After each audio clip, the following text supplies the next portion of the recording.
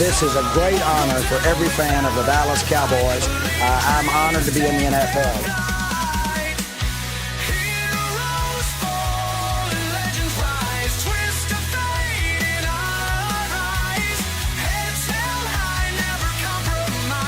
What can I say? Mamba out.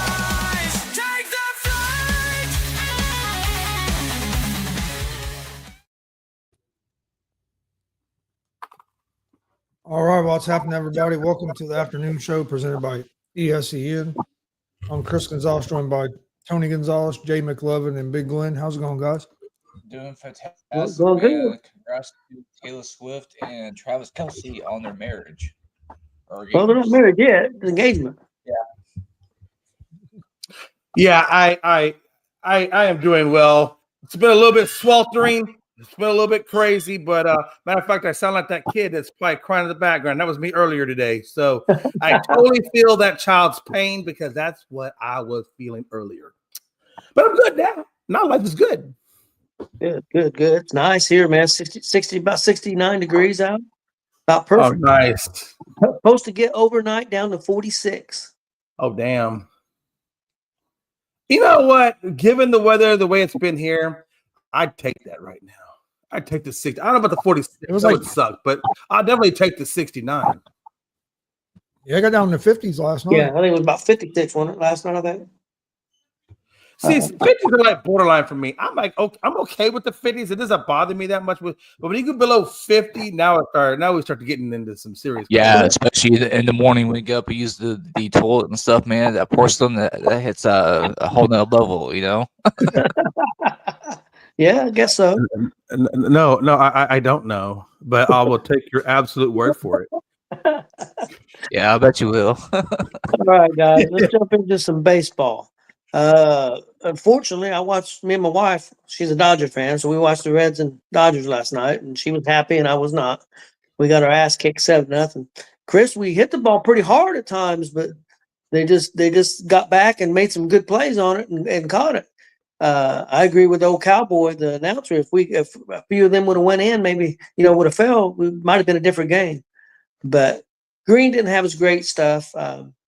He didn't pitch terrible though. I think when he went out, we was down 3-0. But we lost 7-0 to the Dodgers last night. Mets won. They got down 3-0 to Philly, and Philly went crazy. No, excuse me, Philly, got them down 3-0. The Mets went crazy and beat them 12-3. So the Mets are back up 2.5 on us.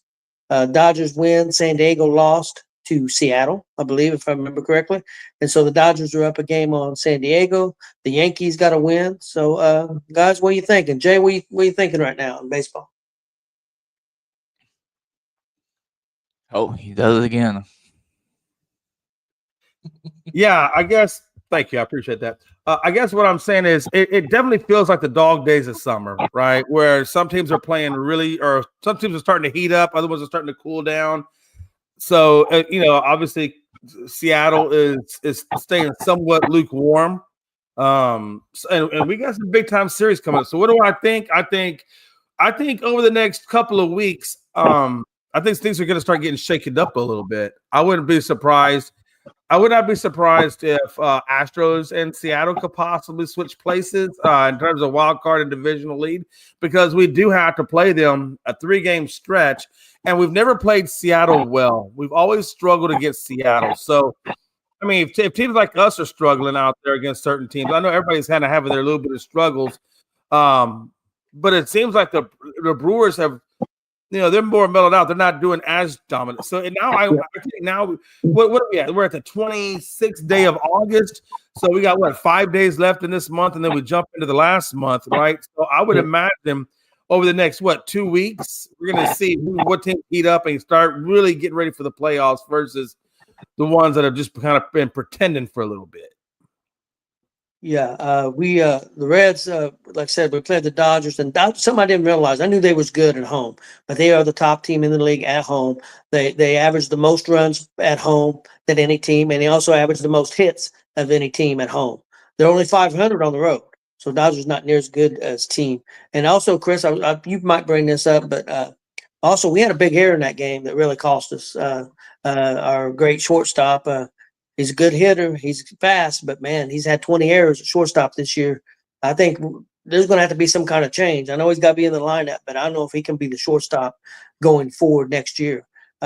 Something's got to change there because that was a big error. That cost us quite a few runs in that game.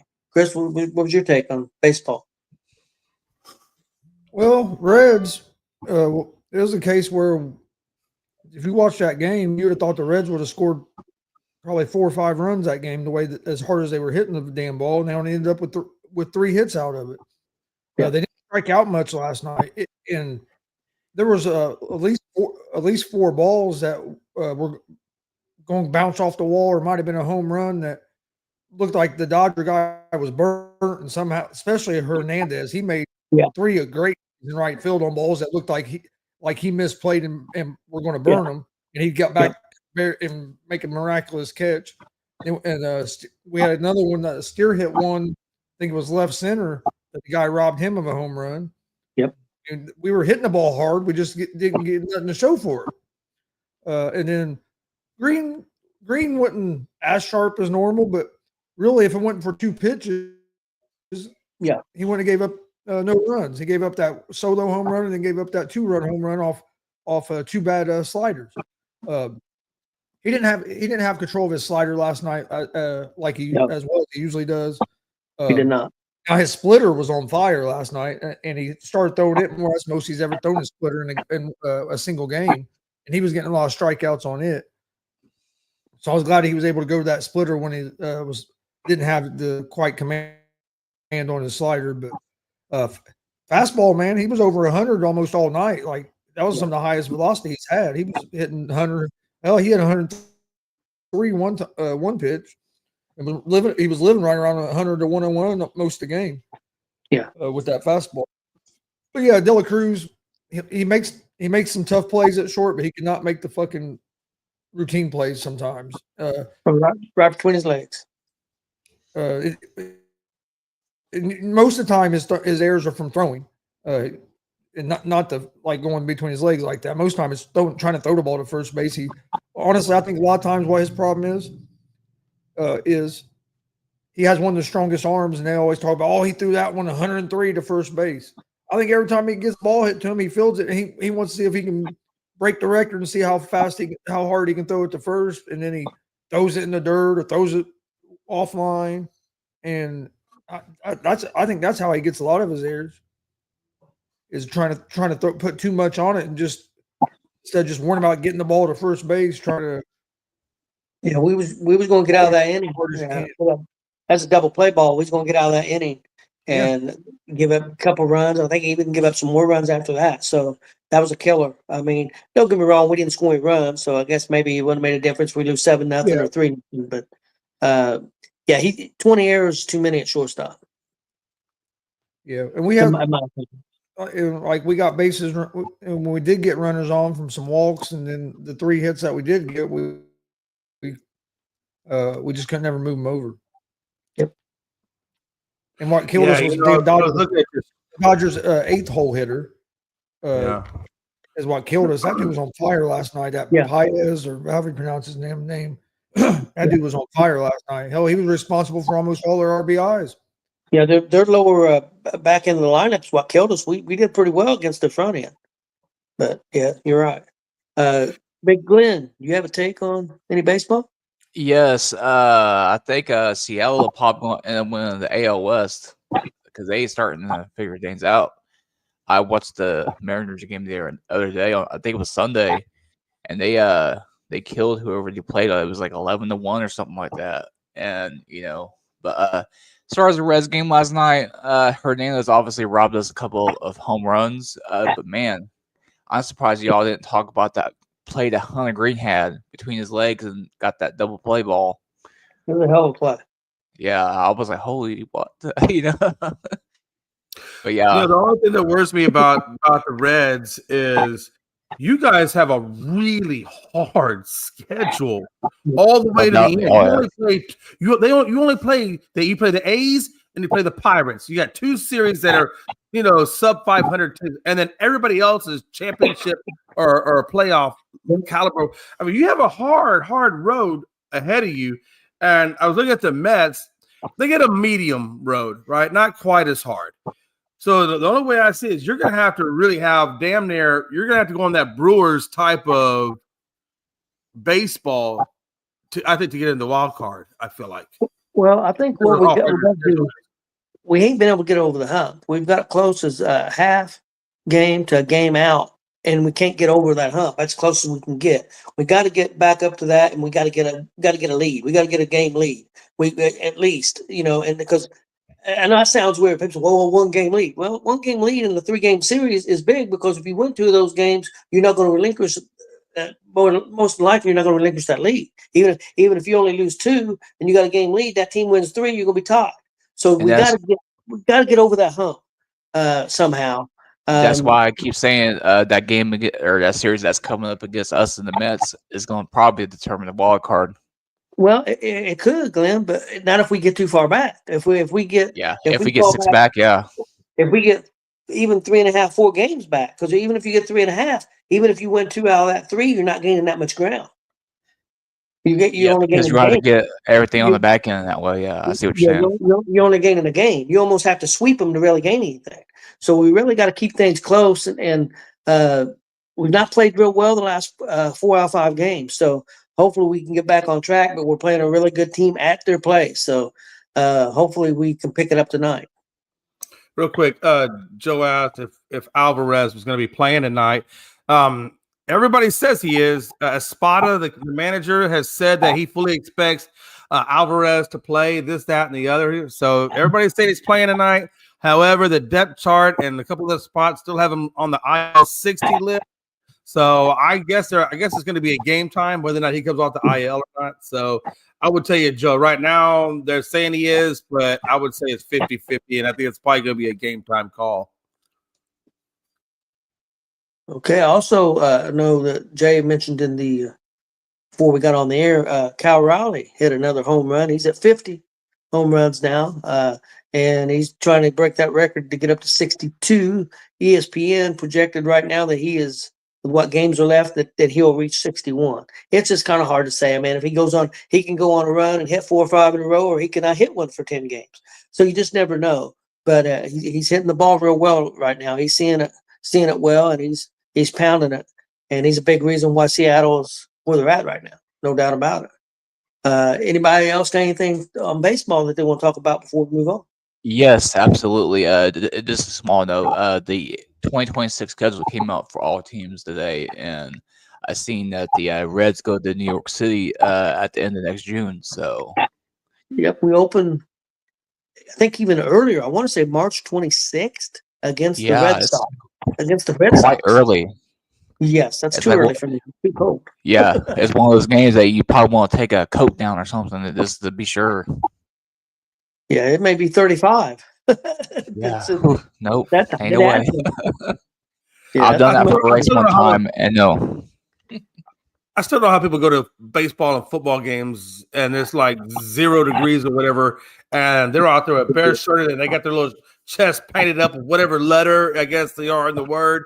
I don't know how people do that. I still can't believe people do that. When I got to go to the Reds World Series in '76, of course, our seats were way up there out in left field, and it was the first Sunday night World Series game ever, if I remember correctly, and in '76, and it was probably maybe 40 degrees, and even though it was October, but maybe 40 degrees with the wind blowing about 25, 30 miles an hour. So I froze my little Mexican ass off. I'm not gonna lie. And I got to go to the World Series, but my dad said, I'm taking you to the World Series, but you are going to school the next day. It don't make no difference what time we got home. We got home at 2:30 in the morning, so I had to get up still to go to school. I was not happy with that, but of course the Reds swept that series, so I'm happy with that. Beat them nasty Yankees. Yes, sir. Yes, sir. Okay, real quick, what are y'all putting on the over/under for Kyle Raleigh to hit 61? Or where do you think he's going to finish at? Do you think he hits 61, or do you think he gets shy of it? 59. I went with 56 yesterday. I'm going to stick with it. I think it's the 59. Does it have to be just regular season, or does postseason count? I think just regular season for the record. Yeah.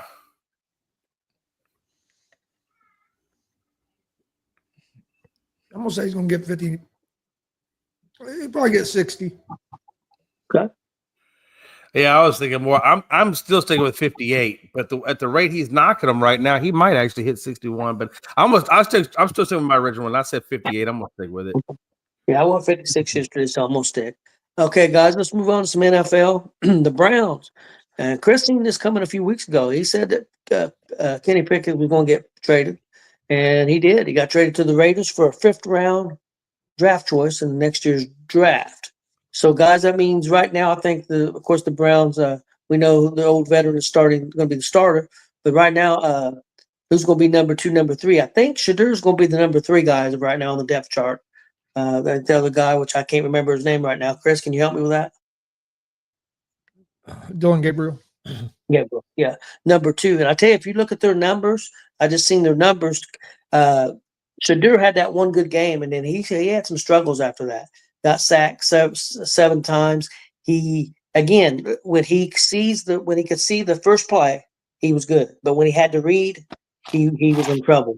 He had trouble reading. And that's not unusual for a young quarterback. I'm not putting him down. That don't mean he's not going to learn it. I think he'll get it. I think he'll be fine. But it's going to take time. People got carried away with one game. But it's going to be interesting. And I'll be honest with you, I'm kind of with Chris. I was higher on Gabriel than Shadur because I think Gabriel played more games and a tougher schedule. That don't mean that Shadur can't catch him and be better than him. But yeah, I thought it was interesting. Chris, why do you think the Raiders wanted to pick it? I think it's just a backup for if Geno Smith was to get hurt, because I can't remember who their backup was before that, but I think that's kind of in their minds, it gives them a solid backup in case something was to happen with the Geno. I mean, and if you look at it, I think close to 30 quarterbacks got used in the NFL last year. So yeah. I mean, a lot of teams usually have to use their backup quarterback at some point. So I think that was why the Raiders did that. Plus, they didn't give up. They didn't give a whole lot to get him either. They gave up a 5th round or 6th round pick.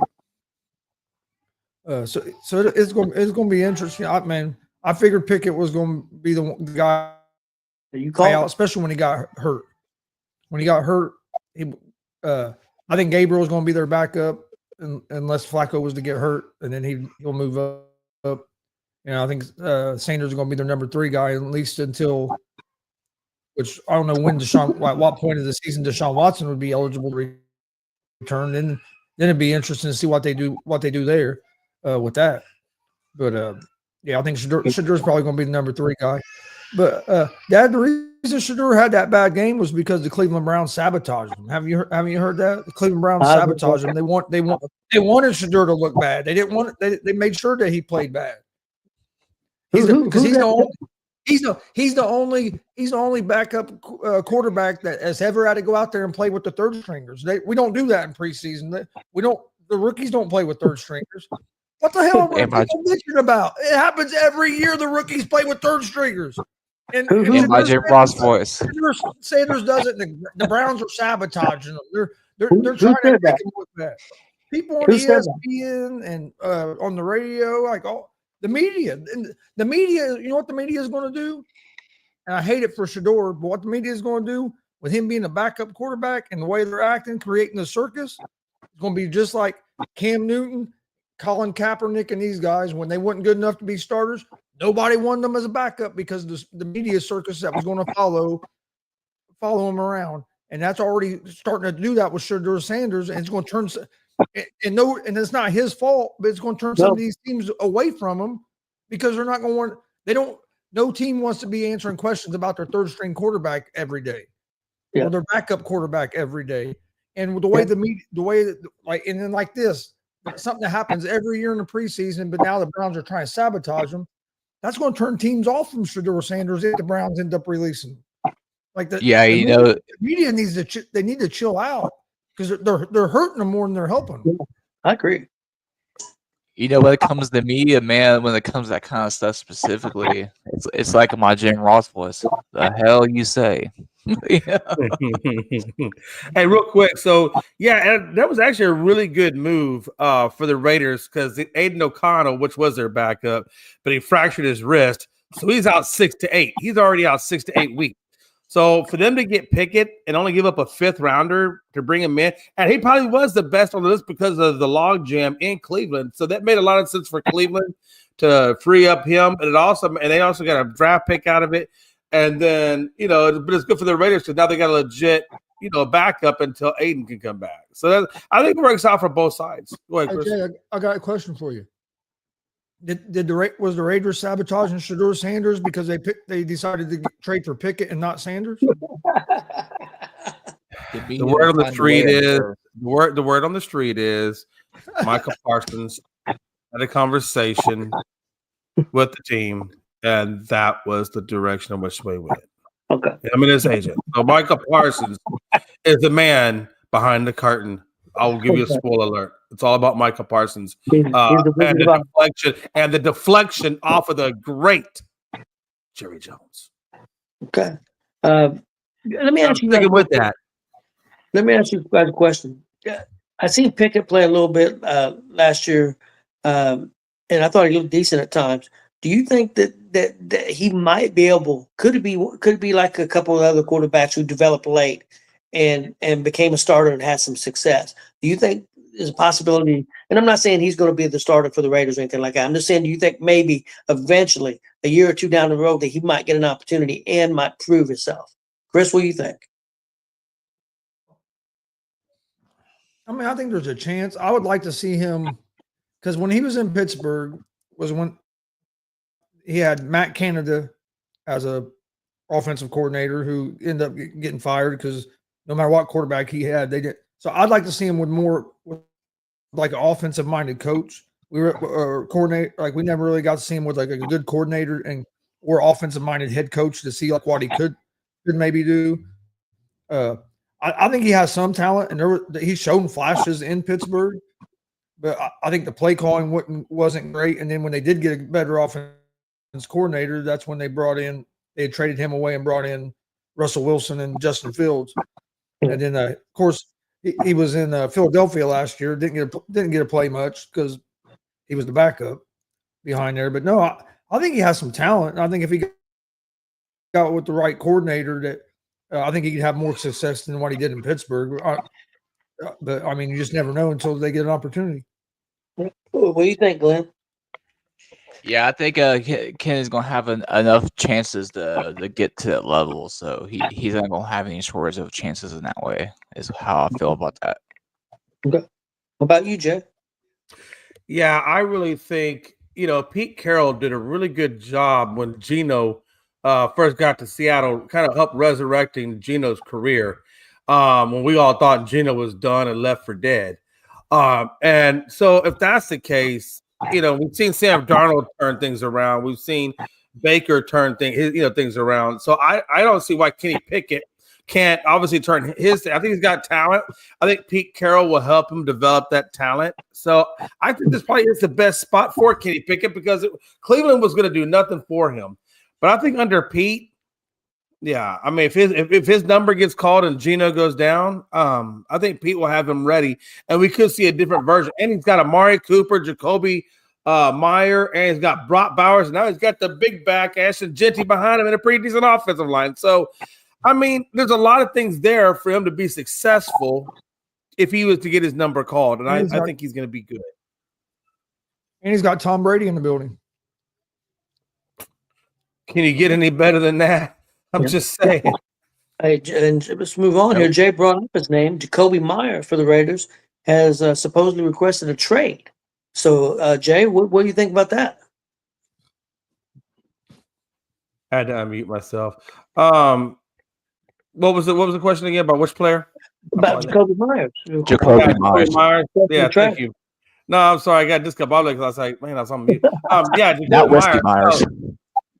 Myers, whatever. We all know who we're talking about here. Let's not get all technical here, okay? Damn. Let No, what do I think about it? He's in his last year of his contract, just like anybody else. He wants to get paid. He wants to get the dollar. I mean, he should. He's a good wide receiver. He has been a good wide receiver for Oakland for a good while now, and he is the number. He will be the number one wideout again. So, why would you not want? I think it's just not getting the contract done. So, I think if they can get that contract worked out, then I think he'll be fine. I think he'll play this year without a contract, and then next year he'll either get franchise tagged, I would imagine, or they'll work out a deal at some point in the offseason. But I think Jacoby Myers, he's not going to leave the Raiders. I think they'll get that deal done. Okay. What do you think, Chris? If he does leave, and I don't think it's going to be this season. And why the hell would you wait till now to demand a trade or ask for a trade? I guess this is like to me like the worst possible time to ask for a trade. Like, season's getting ready to start. Most teams have already spent the money that they do have for free any kind of free agents, and most teams right now are worried about cutting people off their team to get down to the 53-man roster limit, let alone try to add somebody. So to me, it's weird timing for this to pop up.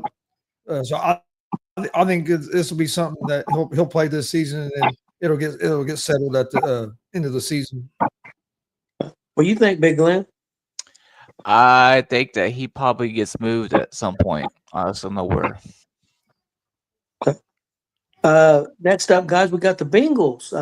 Made a little bit of headlines, and they finally come to an agreement, kind of, with Trey Hendrickson for a $14 million raise on this year's contract. That makes him $30 million for this year for 2025. But as of now, he still becomes an unrestricted free agent at the end of the season. So, Chris, what do you think about that? I mean, I thought that's kind of an odd deal. I mean, I know they got him paid for this season, but not to get him extended. I think that's kind of odd. What do you think, Chris? I mean, the Bengals, they hold their stance, and they end up not giving in and giving Hendrickson what he wanted. He was wanting like 3 years, and they wasn't going to give him the other years. So Hendrickson really didn't get what he wanted. He got more money for this season, but he didn't get the guaranteed money that he was hoped for like 3 years and having that like security for the next few years like he wanted. What it reminds me of is a lot of what kind of a lot like what the New York Giants done a couple years ago with Saquon Barkley. When Saquon was wanting that, they didn't want franchise tag. They ended up doing something like this and gave him a raise for that season, and then the next year he was basically a free agent again. And then they moved on. They ended up trading him instead of doing the franchise tag or keeping him. So yeah, I think this just says to me that Hendrickson will probably be on a different team after this season. Okay. I think he's going to play this season. He got his extra money, but I think that bridge has been burnt. I wouldn't be surprised when he's a free agent next year that he moves on to somewhere else out of Cincinnati. Big Glenn, what do you think? Man, I'll tell you what, it's ironic as hell that we get that Boomer Esiason bit from the other day about the Ring of Honor, and they expected those guys to come in and pay on their own dime. Then we get the Hendrickson news like right after that. The Bengals are cheap as fuck. I mean, let's be honest. And it's unfortunate because I want to see the Bengals do well, even though they're not really my team. It's like, man, they could do so much better if they had a front office that actually gave a shit about their players and actually paid them. So, but what's going to happen with Hendrickson though is he's going to be on a new team after this season. Yeah, I think you're right. Big Jay, what do you think? Yeah, Hendrickson is 30 years old. It looks like he'll be 31 at some point. So, I don't know if they just. I think it goes back to what Glenn is saying. I just think they're cheap. They're being cheap, and I don't know if it's that they're being cheap or is that the fact they just don't have any money because of all the money they gave to Higgins, and I don't know if they had the cap space to go deeper. And it wasn't like people were beating down the door to trade for Hendrickson. You know what Well, I'm there was saying? people wanting to So trade for him, but the Bengals wouldn't do it. they did. I didn't hear it. Do you know who it was by But I chance? know the Colts was one of them. I know for a Were the fact. Colts one of them? And there were other teams. There were other teams. That I think there were several teams interested in him, but the Bengals' asking price was just crazy. Yeah, my thing is for him it's good, right? Because he got a big payday. He got the 30 million whatever payday. The bad news for him, like you said, is if he gets hurt or something season ending or anything, yeah, that's going to jeopardize his future potential earnings after this season. So I guess it's a win for him in terms of the money. It's a win for the Bengals in terms of not having to go long term in the contract. But at the end of the day, what I see is deja vu part 2 come at the end of this next season. But again, at that point, he'll be a free agent, I guess. So it won't even be a trade issue. It's just going to be about who's going to pay for him at that point. I'm sure somebody will at 30 years old. If he goes out and balls out this season, which I would imagine he would because he knows he's playing for the future contract. So he's going to be giving everything on that season to get the next contract. So what I think we're going to see a big season from Trey Hendrickson so he can get the hell out of Cincinnati and go get another lucrative deal and maybe get more years to it. To answer Frankie's comment, I think the Great American Insurance Corporation probably donated the money to pay for it. A big season for Trey. Jay, he wouldn't have to do nothing except what he's done the last 2 years to have a big season for him because he's led the NFL in sacks the last 2 seasons. Yeah. No, and that's what I'm saying. I'm just saying, as long as he doesn't fall, I guess maybe the better word is as long as he doesn't fall off, as long as he has consistent production to match what he did, then that will assure. Because if he slacks off or if he has a reduction, depending on how bad the reduction is, that could hinder his future earnings.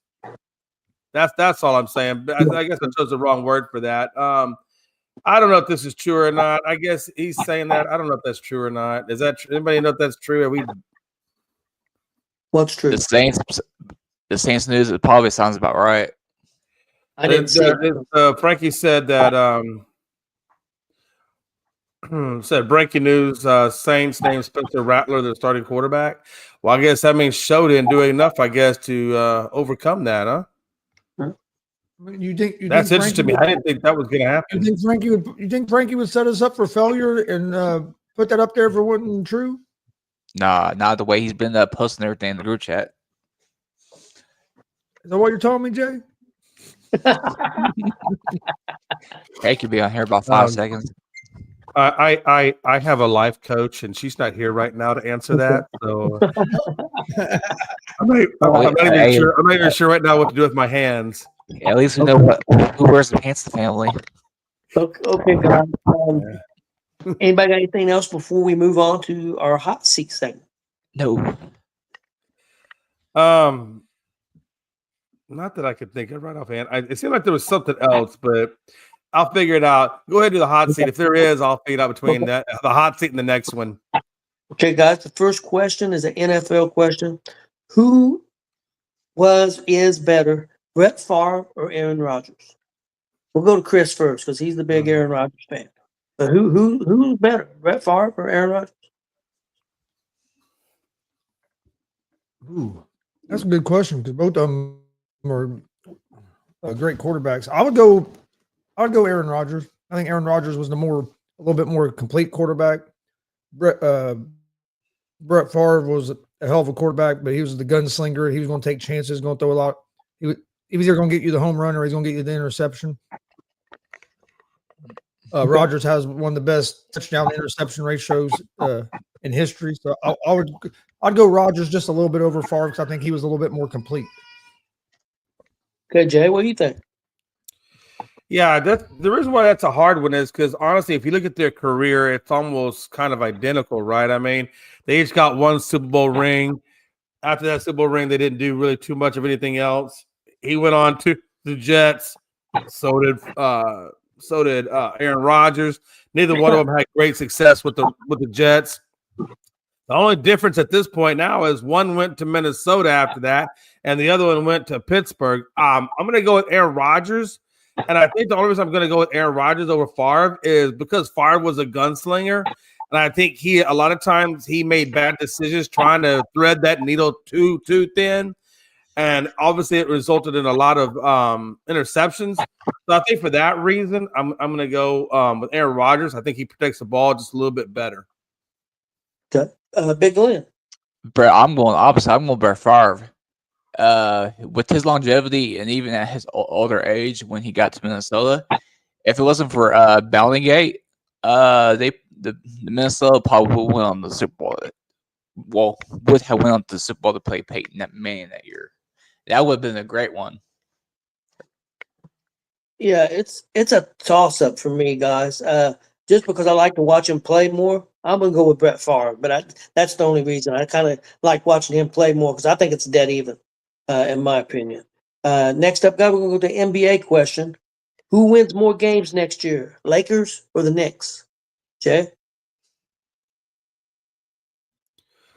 Until I see more from the Lakers, I'm gonna roll with the Knicks on this one. I still think the Knicks are going to be pretty deep in the playoffs. I don't know how deep. I would say I think they get past the first round. I think the Knicks do. I haven't seen enough from the Lakers that's going to make me think otherwise. That they're going to do anything better. Big Glenn? I love LA. No, I didn't turn into the judge on that one, but yeah, Lakers. Okay. Why do you think the Lakers will win more games? I think Lakers are going to be better than what they were, especially with having Doncic the whole season. I think the Knicks are going to fall back a little bit with Mike Brown. Okay. Chris?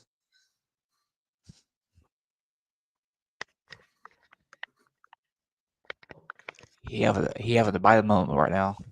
I think it's going to be close, but I'm going to go with the Knicks. And the reason I'm going to go with the Knicks is because the East is a little depleted, going to look a little different this year because you have Jason Tatum hurt, you have Tyrese Halliburton now hurt.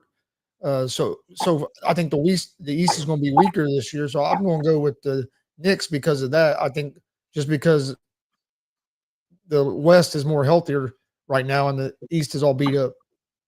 I agree with that. That's exactly what I was going to say. I think that's the only reason I think the Knicks is going to have an easier time in the East than the Lakers will with the West. So I'm going to go with the Knicks also. They're going to win more games. Next, back to the NFL, guys. This is a trivia question. Most regular season wins all time. What team has the most regular season wins all time, and what team has the least regular season wins of all time? The most would be Chicago Bears. No. Packers. Packers are correct. 810 regular season wins. Who do you think's got the least, guys? Probably Arizona Cards. I'm going Carolina Panthers. Nope. Cleveland Jacksonville. Browns. Who you say, Chris? Cleveland Browns. Nope. Jacksonville. Oh wait, No. it would be Houston. Houston is correct. 162 regular season wins for Houston.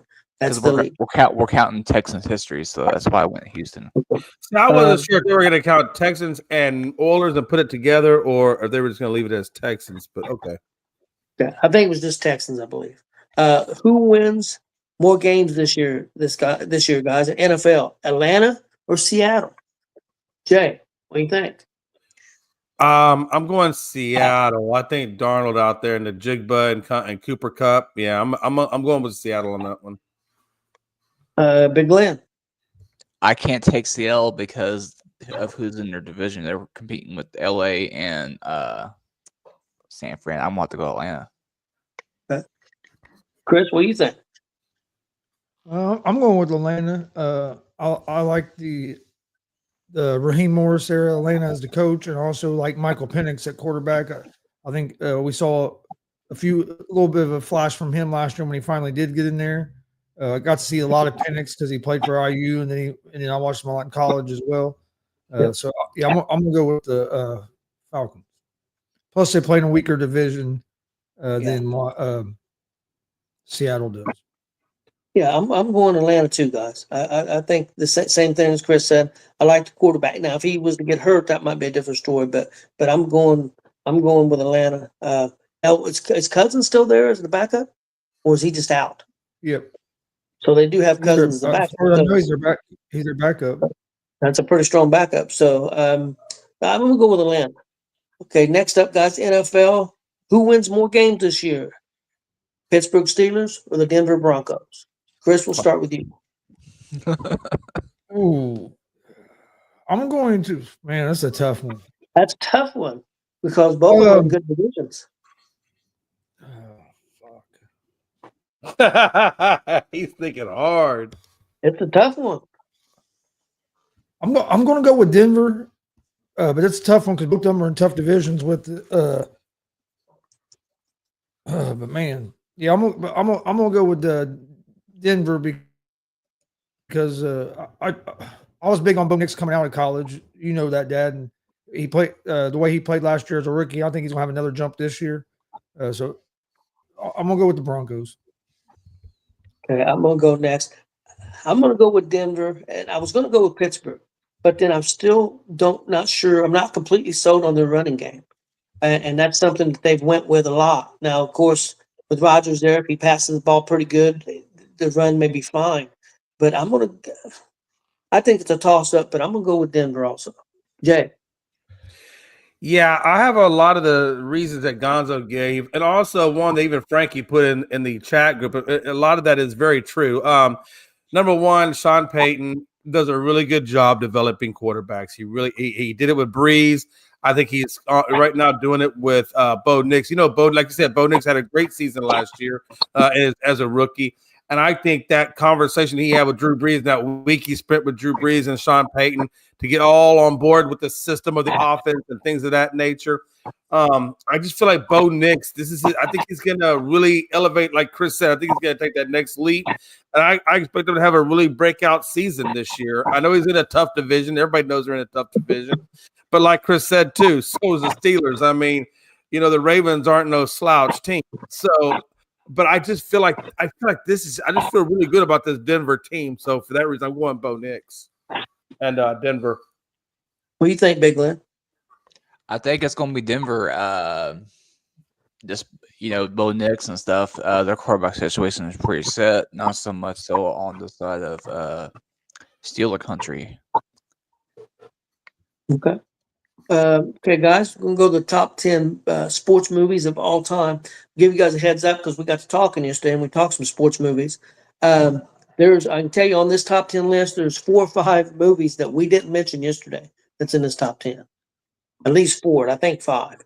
So, and I'll give you number 10 and that's one we didn't mention yesterday. The list had number 10, The Karate Kid. Not surprised. I mean, Okay. I guess that's a sports movie. I guess. I mean, yeah. Okay. Well, it is what it is. Wow. Okay. Jay, what do you think number 1? Man, I don't know which one's number 1. There's so many damn good ones out there, but I am gonna go. I'm gonna go with Major League. I just feel like Major League is somewhere on there. It is not on there. Okay. That's what Sandlot. Sandlot's number 4. Chris, what about you? Remember the Titans. Number 2. Is A League of Their Own on there? It is. That's one we didn't mention yesterday. That's at number 5. Okay.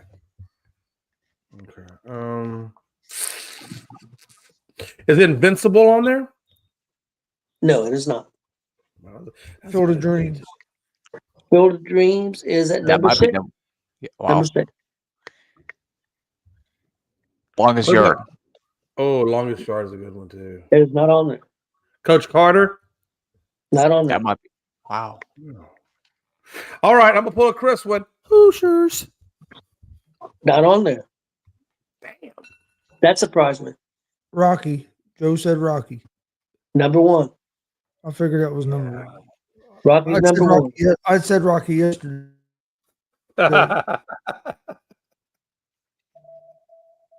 Man.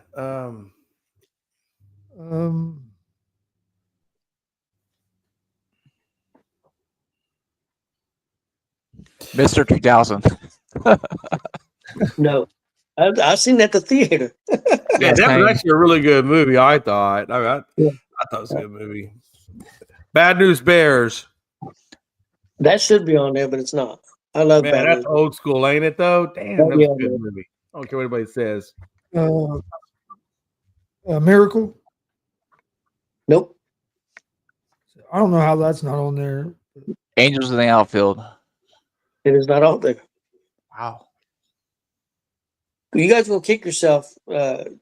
Chris and Glenn's gonna kick yourself about number Bull. 3. Hey, was Bull Durham on there? No. Damn, all the good baseballs. Yeah, Frankie said the Replacements, Nope. and then Joe said Raging Bull. Raging Bull, number 9. Wow, Joe got one. Hey, good job, Joe. I think what we have missing right now is number 3, number 4, number 7, and number 8. I'm gonna go with The Natural just because it's an old movie, but Robert Redford was that would not. Damn. Rocky 4. Yeah. Nope. I'll give you a hint. 2 of them are comedies. One's definitely Alfred Gilmore. Nope. One of them's definitely a comedy. The other one leans that way. The other 2 are more serious, have a little comedy in it, but not a lot of comedy. But one That's a definitely good one. Frankie said Rudy. Yeah, Rudy. Rudy, number 3. That's what I've been Notre Dame, guys. Yeah, that's at Notre Dame. You're Should have right. done that one, yeah. But I also think Frankie might be over there Googling, so let's not give Yeah. Frankie too much props just yet. Number 4 was said yesterday, but I don't think anybody said it today. I'm gonna go ahead and say it. It's Sandlot. Yeah. I did mention Sandlot to start. Okay, Yeah, that's he did. cool. Okay, so that's number 4. So all we got left is number 7 and number 8. One is a Caddyshack. comedy. One is a comedy. Candy Shack is number 7. Number 8 is a baseball movie. What is it, guys? Based on true story. Say one more time. Baseball movie based on a true story. Oh, Babe Ruth or Babe. Nope. Jackie Robinson. How's 42 not on? No, it's not on there. That was a really good movie. I thought.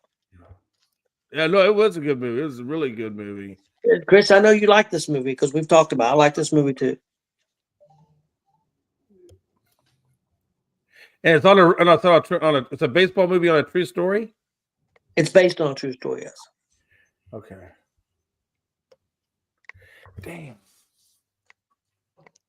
I'd say, Chris, you've seen this movie in the last, I'd say it's the last 6 months.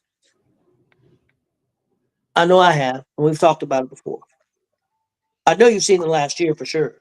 Hell, I far as know I'm not getting this one, so I'm gonna sit this one out. Damn, that's a hard one, though. I bet it's something easy once I hear it. It's a pretty good movie. Is it the one where the about the pitcher? No. Oh, you talking about the one where the nuns come down and bless his arm, and then he can. I bet The you one that Frankie's used to be a right. coach. Oh, Is it Moneyball. Moneyball? Moneyball, that's correct. As soon as Frankie said that, it cooked in my head. Moneyball. 'Cause I watched, Let me give the I watched that complete movie a list. lot. Yeah, I like that movie. Let me give you the complete list. Number 1 was Rocky. 2, Remember the Titans. 3, Rudy. 4, Sandlot. 5, A League of Their Own. 6, Field of Dreams. 7, Candy Shack. 8, Moneyball. 9, Raging Bull. 10, Karate Kid. Any movies on there you guys got a problem with being on there? I mean, when I think sports movies, I really don't think Candy Shack, but I don't have a problem with it being on there. It's very funny. Yeah. I don't have a problem with Caddyshack. I can't argue but any with I would probably have 42 on there before I had Caddyshack on there. I'll be honest with you guys. I'd have 42 in the top 3 for Yeah. me. That was such a I didn't- good, well directed, and well written, obviously true story. I mean, very fundamental, but movie. I'm really surprised it's not on there. Hell, I'd put For Love of the Game on there. I thought For Love of the Game was a really good, movie. Rookie of the Year is a good one too. Okay, guys. Out of this list, these 10 that are named, who would be your top 3 out of these 10? Glenn. Sandlot, Remember the Titans, and Poppy Caddyshack. Okay. How about you, Jay? Yeah, definitely Sandlot. Out of this list, I'd put Sandlot.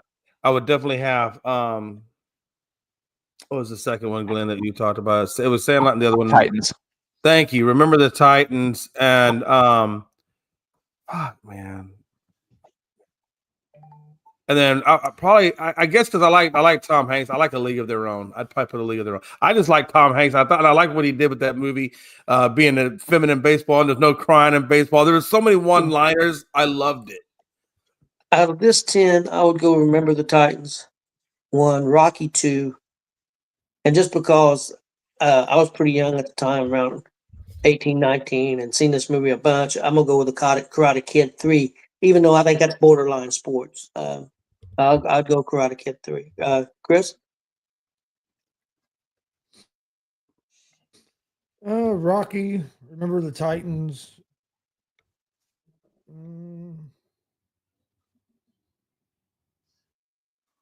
Probably Moneyball. Yeah, that's a good one. Okay, guys, that's all I have for today. Anybody got anything before we get out of here? The Fever played the Seattle Storm tonight, and I believe they will get the Fever will get the win and maintain their playoff positioning for now. And Caitlin Clark will be back within the next week and a half. Okay. Yeah, that's really about all I had. Other than make sure you give us a good subscribe at Gonzo Sports from YouTube as well as ESEN's YouTube. That's all I got, Tony. It was kind of a slow day a little bit today for sports. A few little things here and there. Yep. Well, we got a lot coming up, man. College football starts Saturday. Yes. I mean, it's already started, but it starts really going Saturday. Yes. Some big games. Saturday and Sunday. And Monday. North Carolina on Monday. I remember that. Yeah, there's a big game. There's a big game Saturday, and Ohio State plays somebody. Some school I've never heard of. Some school that sucks. Look like some orange poop on the smear streaks. Hey, I like how the Buckeyes come out and said to Sayin, the quarterback, "Hey, just win versus the Horns. I don't care what else we do. Just don't lose to the Horns." I didn't realize this, guys. Did you guys realize that Carson Beck transferred to Georgia to Miami in the offseason? The Georgia quarterback, he went to Miami. No. I didn't know that. Not at all. I just knew that. Notre Dame. Point out, Frankie mentioned something. Hey, make sure you're checking out ESEN's Twitter account. Frankie runs our Twitter, and he does a lot of good stuff over there with the rosters and teams and things of that nature. So don't forget to check out ESEN's Twitter page. I think you get a lot of good content as well. What's Twitter? I've never heard of Twitter before. Look up Shador. Apparently, he invented Twitter. While he was sitting on the sideline trying to figure out if he was going to get cut. Oh, X. My bad. I saw where you were going with that. Yeah. Okay. Okay. No, hold on. I got this. Twitter in old people's language, and the translation of Twitter would be X. Also, Chris, big X game. marks the spot. Big game Sunday is Notre Dame at Miami Sunday night. Yeah, and then Monday night you have the North Carolina TCU game. Notre Dame is a 2.5-point favorite over Miami right now. Twitter. You know, I think that's just a bunch of what's that one? Hey, what's up? That Mandela effect. I think that's what he's doing. I think that's exactly what Elon Musk is doing when he took that Twitter and made it X. He's just doing some Mandela stuff. That's all that is. Don't buy into the hype.